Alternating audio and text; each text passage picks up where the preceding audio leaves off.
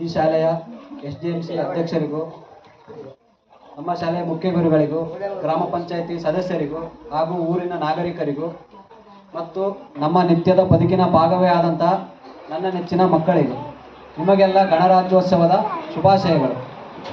So ಈ ಗಣರಾಜ್ಯೋತ್ಸವ ಅಂತೇಳಿ ನಾವು ಸುಮಾರು 76 ವರ್ಷಗಳಿಂದ ಆಚರಿಸಿಂದ ಬರ್ತಾ ಇದ್ವಿ. ಅಂದರೆ ನಾನು 1ನೇ ತರಗತಿ ಇದ್ದಂಗೆ ನಿಮ್ಮಂಗೆ ಜಾಂಡ ಹಿಡ್ಕೊಂಡು ಇಲ್ಲಿ ಕುಂತು ಅದೊಂದು 12 ವರ್ಷ, ಡಿಗ್ರಿಗೆ ಒಂದು 3 ವರ್ಷ, ಮತ್ತು ನಾನು ಈಗ ಶಿಕ್ಷಕನಾಗಿ ಇದೊಂದು 3 ವರ್ಷ, ಸುಮಾರು ಒಂದು 15 ವರ್ಷದಿಂದ ಈ ಕಾರ್ಯಕ್ರಮ ಅಂತೂ ನಮಗಂತೂ ನೆನಪಿದೆ.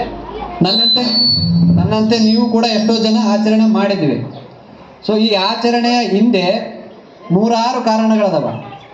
ನಾವು ಮುಖ್ಯವಾಗಿ 2 ರಾಷ್ಟ್ರೀಯ ಹಬ್ಬಗಳನ್ನು ಮುಖ್ಯವಾಗಿ, ಅದರಲ್ಲಿ ಒಂದು ಸ್ವಾತಂತ್ರ್ಯ ದಿನಾಚರಣೆ, ಇನ್ನೂ ಒಂದು ಗಣರಾಜ್ಯೋತ್ಸವ.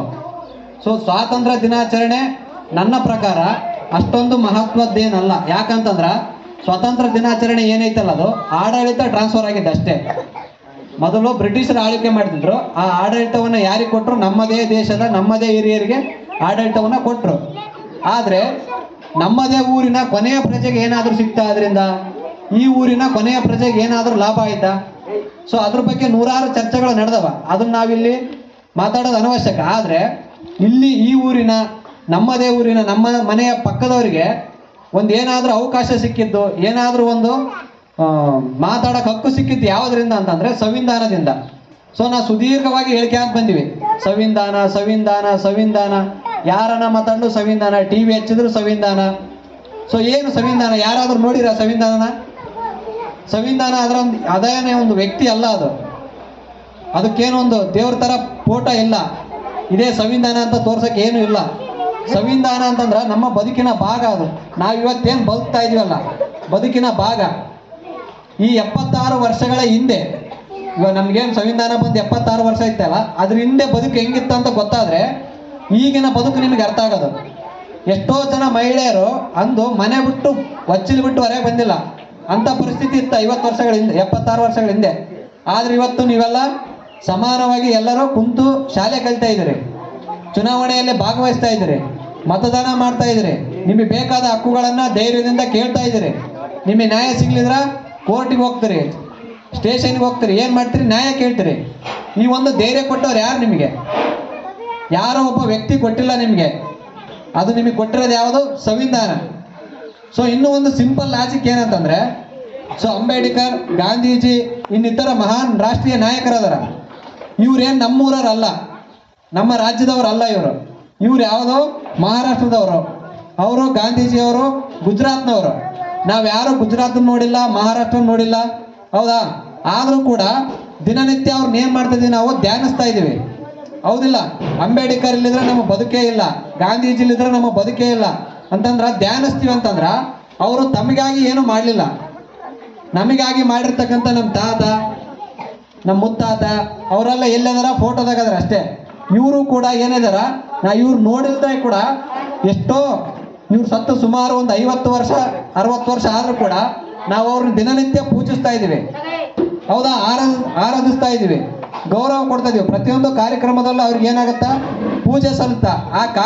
ಆ ಒಂದು ಉದ್ದೇಶ ಯಾಕಂತಂದ್ರೆ ಯಾರು ತಮಗಾಗಿ ಸ್ವಾರ್ಥಕ್ಕಾಗಿ ಬದುಕ್ತಾರಲ್ಲ ಅವರು ನನ್ನ ದೇಶದ ಜನ, ಹೌದಾ? ಮೊದಲು 76 ವರ್ಷಗಳ ಹಿಂದೆ ಈ ರೀತಿ ಒಂದು ಚೌಕಟ್ಟು ಇದ್ದಿಲ್ಲ ದೇಶಕ್ಕೆ, ಹೌದಾ? ಕರ್ನಾಟಕ ಒಂದು ಮೈಸೂರು ಸಂಸ್ಥಾನ ಅಂತ ಆಗಿತ್ತು, ಹೈದರಾಬಾದ್ ಭಾಗದ ಹೈದರಾಬಾದ್ ಸಂಸ್ಥಾನ ಅಂತ ಆಗಿತ್ತು, ಮುಂಬೈ ಸಂಸ್ಥಾನ ಅಂತ ಇತ್ತು.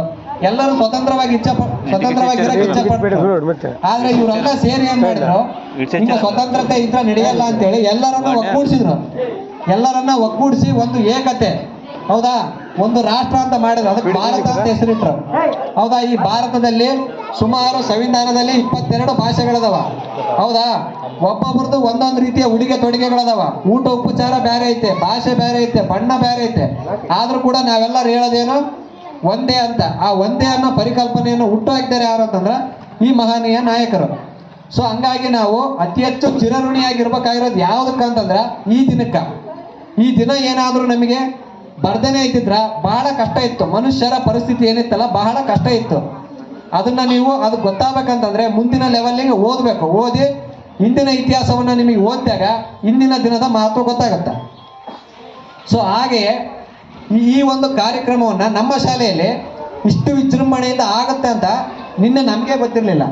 ಸೊ ನಿನ್ನೆ ನಾವು ಸುಮಾರು 2:30-3 ಗಂಟೆ ತನಕ ನಿಲ್ಲಿದ್ದಾಗ ಇಷ್ಟು ವಿಜೃಂಭಣೆ ಆಗುತ್ತೆ ಅಂತ ಗೊತ್ತೇ ಇರಲಿಲ್ಲ. ಯಾಕಂದರೆ ಶಾಮಿಲ್ ಇದ್ದಿಲ್ಲ, ಇವ್ಯಾವ ಪ್ಲಾನಿಂಗೇ ಇದ್ದಿಲ್ಲ.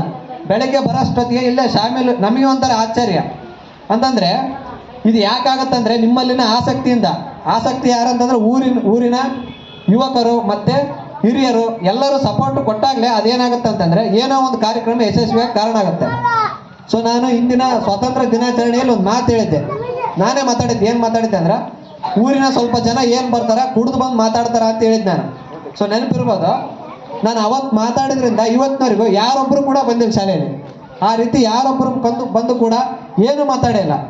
ಸೊ ನನಗೆ ಏನು ಅನಿಸ್ತು ಅಂದ್ರೆ ನಮ್ಮ ಮಾತಿಗೆ ಒಂದಿಷ್ಟು ಬೆಲೆ ಐತೆ, ಊರಿನಲ್ಲಿ ಬೆಲೆ ಕೊಡ್ತಾರೆ ಅಂತೇಳಿ ಭಾಳ ಸಂತೋಷ ಐತೆ ನನಗೆ. ಇವತ್ತು ಭಾಳ ತೃಪ್ತಿ ಐತೆ. ಯಾಕಂತಂದ್ರೆ ಜನ ನೀವು ಬಂದು ಯಾವ ರೀತಿ ನಮ್ಮನ್ನು ಕೇಳ್ತಿರೋ ನಾವು ಆ ರೀತಿ ನಿಮಗೆ ಪ್ರತಿಕ್ರಿಯೆ ನೀಡ್ತೀವಿ. ನೀವು ಎಷ್ಟು ಪ್ರೀತಿ ಕೊಡ್ತೀರೋ ಅಷ್ಟು ಪ್ರೀತಿ ನಿಮ್ಮ ಮೇಲೆ ಇಲ್ಲೇ ಇರ್ಬೋದು, ನಿಮ್ಮ ಮಕ್ಕಳ ಮೇಲಂತೂ ನಮಗೆ ಇದ್ದೇ ಇರುತ್ತೆ.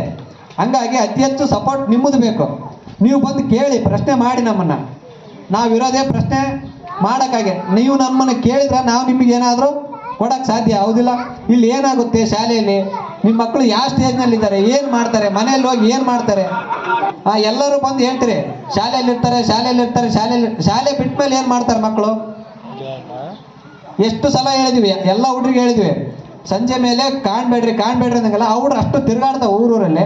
ಹೇಳೋ ಜವಾಬ್ದಾರಿ ಯಾವುದು ನಮ್ದಲ್ಲ, ಅದು ಸಂಜೆ ಮೇಲೆ ನಾವು ಇಲ್ಲಿ ಇರಲ್ಲ, ಹೌದಾ? ತಿರ್ಗಾ ಬೆಳಗ್ಗೆ 10 ಗಂಟೆಗೆ ಆ ಹುಡ್ರು ನಮಗೆ ಸಿಗೋದ್ರಿಂದ ಆ ಹುಡ್ರನ್ನ ಸ್ವಲ್ಪ ನಿಮ್ಮ ಒಂದು ಸಪೋರ್ಟ್ ಇಲ್ದಂಗೆ ನಾವೇನು ಮಾಡೋಕ್ಕೆ ಸಾಧ್ಯವಿಲ್ಲ.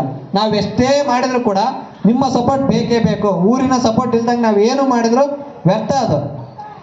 ಸೊ ಹಿಂದಿನವರೆಗೆ ಏನಾಗಿತ್ತೋ ಅದು ಆಗಿ ಹೋಯ್ತು. ಹಿಂದಿನಿಂದ ಏನೈತಲ್ಲ ನಿಮ್ಮ ಸಪೋರ್ಟ್ ಅತಿ ಹೆಚ್ಚು ನಮಗೆ ಬೇಕು. ನೀವು ಎಷ್ಟು ಸಪೋರ್ಟ್ ಕೊಡ್ತೀರೋ ಅಷ್ಟು ನಾವು ಈ ಶಾಲೆಯನ್ನು ಮತ್ತೆ ಮೊದಲಿನ ಥರ ಕಟ್ಟೋಣ. ಎಲ್ಲರೂ ಕಟ್ಟೋದಿಲ್ಲ, ನಾವಂದೇ ಕಟ್ಟೋಕ್ಕೆ ಸಾಧ್ಯವಿಲ್ಲ. ನಿಮ್ಮ ಸಪೋರ್ಟ್ ಇಲ್ದಾಗ ನಾವೇನು ಮಾಡೋಕ್ಕೆ ಸಾಧ್ಯವಿಲ್ಲ.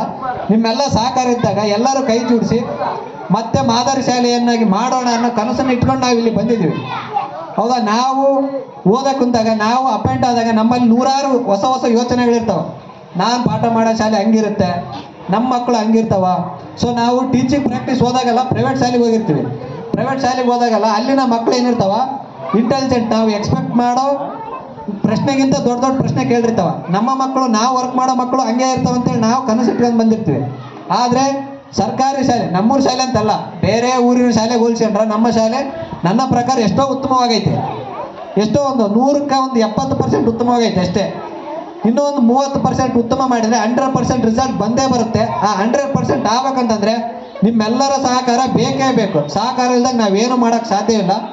ಸೊ ಹಂಗಾಗಿ ನೀವು ನಮಗೆ ಕೈ ಜೋಡಿಸಿ ಅಂತ ಕೇಳ್ತಾ ನನ್ನೊಂದೆರಡು ಮಾತುಗಳನ್ನು ಮುಗಿಸ್ತೇನೆ. ಧನ್ಯವಾದಗಳು.